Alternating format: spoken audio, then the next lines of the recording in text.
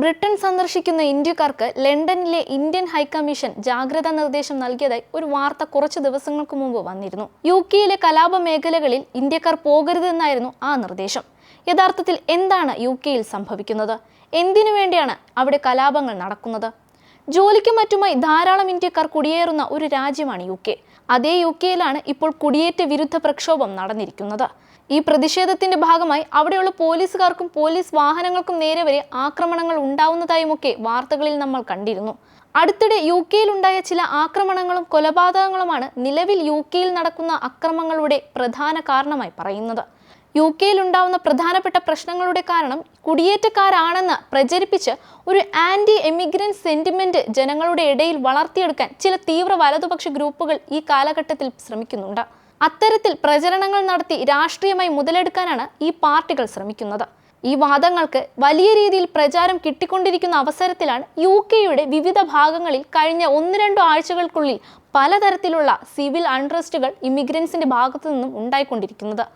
ഇതിനൊരു ഉദാഹരണമാണ് July 19 east ലണ്ടനിൽ ഉണ്ടായത്. ബംഗ്ലാദേശിൽ കലാപങ്ങൾ നടക്കുമ്പോൾ അതിനെ അനുകൂലിച്ചും പ്രതികൂലിച്ചും ഈസ്റ്റ് ലണ്ടനിൽ ബംഗ്ലാദേശി ഇമിഗ്രൻസിന്റെ ഭാഗത്തു നിന്നും പ്രക്ഷോഭം ഉണ്ടായിരുന്നു.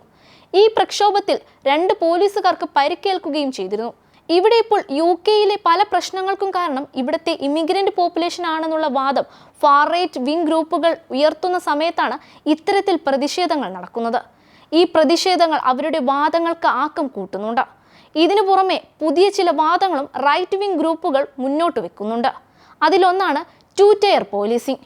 അതായത് ചില വിഭാഗത്തിൽപ്പെട്ടിട്ടുള്ള ആളുകളെ പോലീസുകാർ വളരെ മാന്യമായി ട്രീറ്റ് ചെയ്യുന്നുവെന്നും മറ്റു ചില വിഭാഗത്തിൽപ്പെട്ടിട്ടുള്ള ആളുകളോട് പോലീസ് വളരെ മോശമായി ട്രീറ്റ് ചെയ്യുന്നു എന്നുള്ള ഒരു വിവേചനം. പോലീസിന്റെ ഭാഗത്തു നിന്നും ഇത്തരത്തിലൊരു വിവേചനം ഉണ്ടായി എന്നാണ് മറ്റൊരു വാദം.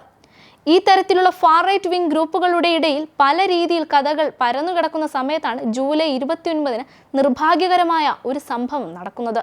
വെറും 17 വയസ്സ് പ്രായമുള്ള ഒരു ആൺകുട്ടി അവിടെ ഒരു ഡാൻസ് സ്കൂളിൽ ആക്രമണം നടത്തുകയും 6 വയസ്സിനും 9 വയസ്സിനും ഇടയിൽ പ്രായമുള്ള 3 പെൺകുട്ടികളെ കുത്തി കൊലപ്പെടുത്തുകയും 10ഓളം പേരെ ഗുരുതരമായി കുത്തി പരിക്കേൽപ്പിക്കുകയും ചെയ്യുന്നു.